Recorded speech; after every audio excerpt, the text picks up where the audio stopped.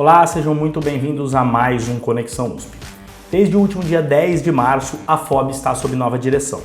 A professora Marília Afonso Rabelo Buzalaf assumiu como nova diretora da faculdade para um mandato de 4 anos. Ela terá como seu vice o professor Carlos Ferreira dos Santos, que até então era o diretor da instituição.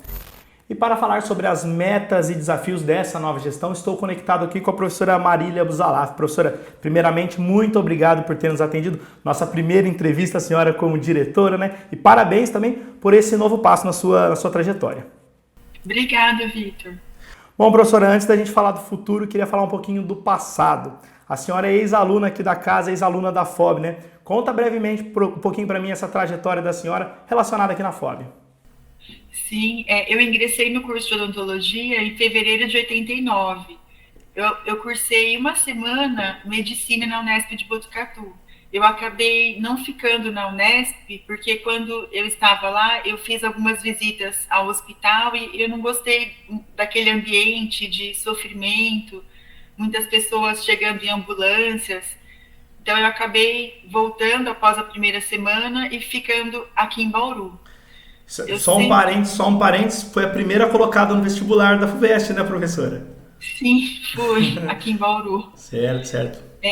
Eu sempre soube que a minha afinidade era por pesquisa, pela área acadêmica.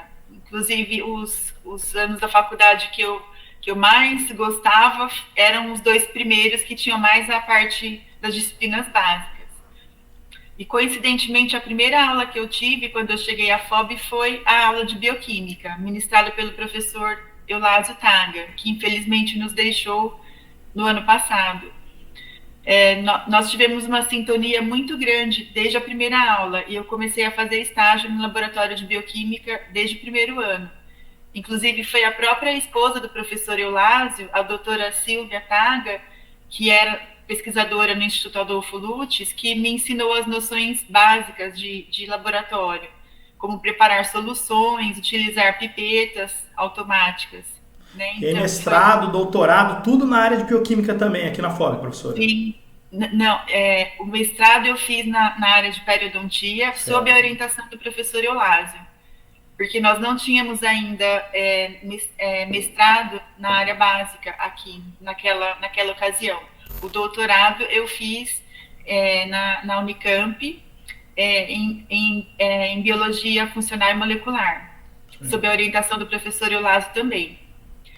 E na graduação também eu tive a oportunidade de participar do PET, Programa de Educação Tutorial, sob a coordenação do professor Eduardo Batista Franco, que também foi um diferencial muito importante para a carreira acadêmica, porque dá um treinamento muito bom, né, para os alunos, para apresentação de seminários, para pesquisa. Eu me graduei em 92 como cirurgiã dentista aqui na FOB. A minha formatura foi bastante peculiar. A minha turma é conhecida como aquela em que a banda não compareceu ao baile. Acho que é a única turma da FOB em que a banda não foi ao baile. Teve um erro, né, no agendamento da banda. O agendamento tinha sido feito para o ano seguinte. E o nosso baile de formatura, ele foi salvo por um pianista da cidade. Quando nós chegamos lá, todos arrumados para o baile, chegamos ao clube, o palco estava vazio, não tinha banda. E aí a comissão de formatura conseguiu um pianista que ficou tocando piano no nosso baile. Mas tudo bem, a gente estava feliz por estar se formando, estava valendo qualquer coisa, né? Aí, então, logo após a graduação, eu fiz o mestrado, como eu falei aqui na Pério, né, sob orientação do professor Eulásio. E a vaga, né, na disciplina de bioquímica surgiu em 95. Aí eu defendi minha dissertação em tempo de prestar o concurso para professora assistente, né, fui a única candidata e ingressei na USP como docente em janeiro de 96. Aí, em agosto, no mesmo ano, eu iniciei o doutorado, né, na Unicamp, em Biologia Funcional e Molecular, em Campinas, né. Como eu era docente aqui e já tinha um docente da casa afastado, fazendo doutorado em Campinas, eu não podia ficar o tempo todo lá. Então, eu ficava aqui durante a semana e viajava só de sexta-feira para cumprir os créditos e fazia os meus experimentos aqui em Bauru, sob a orientação do professor Eulásio também. Eu tive os meus filhos, os trigêmeos, ainda enquanto eu cursava o doutorado, em fevereiro de 99, e aí defendi minha tese em novembro do mesmo ano. Nossa, um ano movimentado, então. Foi um ano bem movimentado. Aí a minha livre docência eu fiz em 2002 e fiz o concurso para professora titular em 2007. Então essa foi minha história aqui na FOB. A senhora também, eu acredito que nada se compara ao cargo de diretoria da FOB, mas a senhora também tem experiência em cargos administrativos, né, professora? Sim, eu tive alguns cargos em várias instâncias na FOB. Eu fui vice-chefe e depois chefe do meu departamento de ciências biológicas. Fui vice-presidente da Comissão de Cultura e Extensão Universitária. Fui vice-presidente, depois presidente da Comissão de Pesquisa. Né? Fui vice-diretora por um pequeno período aqui de 6 meses, né? E também esses cargos administrativos foram na FOB, e na USP eu fui membro do Conselho Universitário e também do Conselho de Pesquisa, como presidente da Comissão de Pesquisa. Certo, professora. Bom, tá bem gabaritada para esse desafio, né, professora? Falando em desafio, eu acho que o primeiro desafio foi esse retorno 100% presencial dos alunos após essa pandemia, né, professora? Como está sendo essa volta dos alunos, professora? A volta tem sido tranquila, né? Porque houve um plano muito bem feito pelos órgãos centrais, não é? Nós houve a necessidade de os alunos todos colocarem os comprovantes de vacinação, né? Nos sistemas, né? Da USP, no sistema Júpiter. Então, nós estamos tranquilos em relação a isso. 100% dos nossos alunos colocaram, nós não tivemos problemas em relação a isso. Aqui todos os nossos alunos estão vacinados, felizmente. Existem as orientações, né, para utilização de álcool gel, lavagem das mãos. A USP manteve a utilização de máscaras em ambientes fechados, né, da universidade, e em ambientes abertos. Essa semana houve a flexibilização de utilização de máscaras, com recomendação de utilização em situações de aglomeração. Sim. Então, esse retorno tem sido tranquilo, e é muito bom nós vermos a universidade viva novamente com os nossos alunos, não é? Depois de 2 anos com eles afastados, muitos dos nossos alunos sequer conheciam os colegas de turma, além da tela de computador, né? Então, é muito bom que eles tenham resgatado esse convívio acadêmico presencial novamente. Certo, professora. Outra meta, acredito, da gestão da senhora é em relação à faculdade de medicina, né? Para quem não sabe, o curso de medicina é ligado à FOB, né? Faculdade de Odontologia de Bauru, mas existe essa meta de se criar uma faculdade própria para o curso de medicina, inclusive envolvendo a formatura dessa primeira turma, né? Como que a senhora enxerga isso? Isso sai em breve, professora? Tudo indica que sim. A FOB está abrigando o curso de medicina, isso é para acontecer temporariamente, né? O curso está já na sua 5ª turma, e isso deve acontecer até a criação de uma nova unidade de ensino no campus, que é a Faculdade de Medicina de Bauru. Inclusive, quando o professor Varran esteve aqui em Bauru, no dia 6 de janeiro desse ano, ele anunciou a criação de um grupo de trabalho para elaborar a proposta para a criação da Faculdade de Medicina da USP, de Bauru, né? De Bauru, da Universidade de São Paulo, sob a presidência do professor Carlos Ferreira dos Santos, né? Então, o professor Carlos preside esse grupo de trabalho. E há vários outros membros. Aqui do campus, nós temos também a professora Cidinha, né? Maria Aparecida de Andrade Moreira. E o professor Burns, que é o coordenador do curso de medicina. 2 dias depois, no dia 8 de janeiro, foi publicada a portaria, né, contendo esse grupo de trabalho. Então, esse grupo deve apresentar a proposta para a criação da Faculdade de Medicina. Após a instalação desse grupo, eles têm 120 dias para apresentar o plano. E isso deve acontecer mais ou menos em meados desse ano. Então, eles estão elaborando o plano, e esse plano tem que ser aprovado nas instâncias aqui internas do campus, então congregação da FOB, conselho gestor do campus e conselho deliberativo do HRAC. E após essa aprovação nas instâncias internas, ele segue para o conselho universitário para aprovação lá. E aí, sim, nós teremos a criação da Faculdade de Medicina.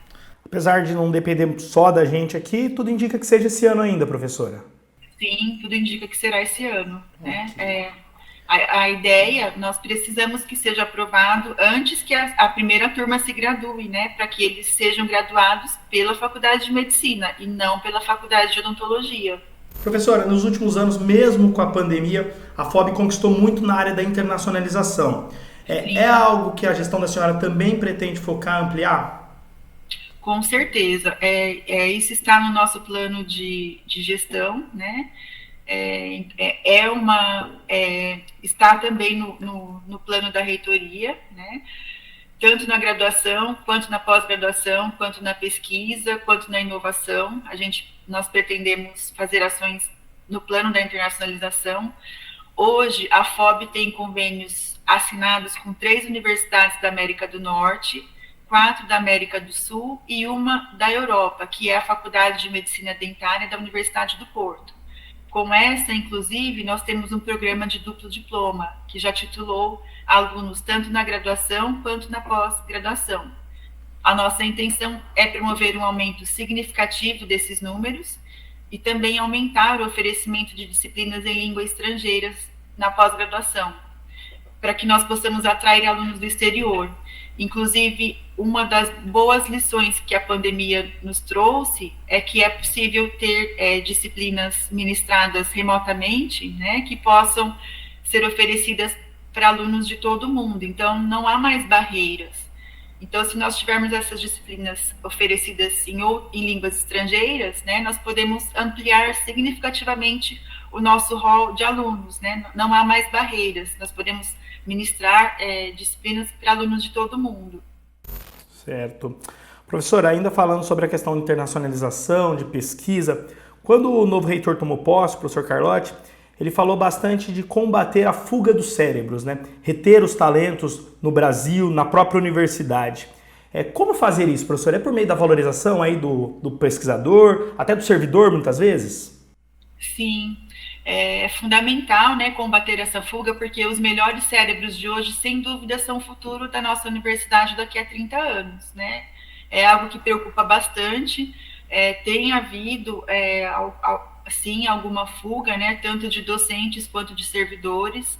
A reitoria tem falado em promover essa valorização, mas ainda não foi anunciado como será feito, mas a gente espera que seja feito esse anúncio em breve. É preciso dar boas condições para que os jovens possam trabalhar, inserir esses jovens em grandes grupos de pesquisa, em projetos desafiadores. A FAPESP tem dado também um grande passo nesse sentido nos últimos meses, demonstrando também preocupação com essa fuga. Têm sido lançados vários editais voltados a jovens talentos, por exemplo, o Programa de Auxílio à Pesquisa Projeto Inicial e o Projeto Geração. Ela lançou esses 2 projetos esse ano, no início desse ano. Então, são projetos voltados a jovens pesquisadores que visam a apoiar projetos de pesquisa baseados em ideias bem audaciosas, que favoreçam o estabelecimento de uma carreira de pesquisa e ensino de sucesso. Então, são projetos voltados a jovens pesquisadores que tenham obtido o título de doutor recentemente, há menos de 11 ou 12 anos. No caso do projeto PI, né, que é o projeto inicial, o pesquisador tem que ter sido contratado há menos de 8 anos. Então, é um programa para um pesquisador já contratado pela universidade. Sim, sim. E já o projeto Geração é para pesquisadores que não têm um vínculo empregatício ainda, porque a FAPESP também está preocupada com aqueles pesquisadores que estão fazendo pós-doutorado, por exemplo, e não têm ainda inseridos no mercado de trabalho. Né? Mas no projeto Geração, o pós-doutorando tem que mostrar já uma independência do seu orientador, né? Mostrar que ele está já com a possibilidade de, já está conseguindo desenvolver pesquisa sozinho, sem a orientação, né, do seu mentor. Então, são várias iniciativas frentes, iniciativas aí que valorizam, né, e ajudam a reter esse profissional. Professora, falando em reter um profissional, um aluno, a gente sabe que hoje muitos alunos que chegam à universidade é por conta da política de reserva de vagas, né, por conta da questão das cotas. É outro ponto também que a gestão da senhora, a USP como um todo, está preocupado. Como dar condições para que esses alunos se mantenham na universidade, especialmente aqui na FOB? Sim, esse é muito importante. Houve um grande trabalho, né, da USP, dos órgãos centrais, no sentido de aumentar, né, o número de alunos ingressantes por cota. Hoje nós temos mais que 50%, 51,7% de alunos em 2021 ingressaram por cotas. Mas não basta que eles ingressem, é preciso que eles permaneçam, né, na universidade. É preciso dar condições para que eles permaneçam na universidade, né? E a USP tem mecanismos para isso, né? Existe a SAS, que é a Superintendência de Assistência Social, que tem um programa, que é o Programa de Assistência à Permanência e Formação Estudantil, com vários mecanismos de auxílio. Então, tem auxílio moradia, auxílio transporte, auxílio livros, né? E todos esses tipos de auxílios são voltados para garantir essa permanência. Certo, professora. Professora, em relação a essa dobradinha com o professor Carlos, se eu não me engano é algo inédito, né? O então diretor se torna vice e a então vice-diretora se torna diretora, né? A senhora acredita que isso vai ajudar a manter essa continuidade? A gente teve essa ocasião por conta do infeliz acontecimento do falecimento do professor Jansson, né? Mas a senhora acredita que isso vai ajudar a manter a continuidade, sem falar em continuismo, mas uma continuidade no trabalho, professora? Sim, não foi algo previsto, né? Nós não previmos isto. Até o último momento, eu estava buscando algum docente que pudesse compor uma chapa comigo, né? Aqui na FOB sempre houve a tradição que o vice-diretor se torna diretor, né? Porque ele adquiriu a experiência ao longo de 4 anos, porque haja vista que não é fácil um diretor chegar aqui e assumir o cargo de uma hora para outra, porque existe uma grande complexidade na diretoria, né?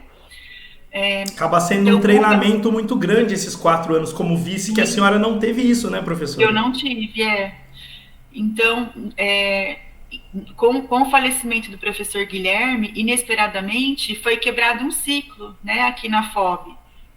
E, infelizmente, nós não tínhamos nenhum outro professor que estivesse disponível nesse momento para assumir a função de vice-diretor. Então, o professor Carlos, muito desprendidamente, né, ele se ofereceu para ficar por mais 4 anos e se dispôs a me ajudar nesse período, né? Foi uma atitude muito nobre da parte dele, porque ele tem também filhos, né, adolescentes. Ele também ocupa a superintendência do hospital. Ele acabou de ser eleito por mais 4 anos, né, e foi nomeado pelo magnífico reitor. E isso, para mim, foi excelente, porque não poderia haver ninguém mais experiente para me ajudar nesse momento, né? Além do que, nós somos muito amigos desde a época de graduação. O professor Carlos foi meu bicho. Eu dei trote no professor Carlos.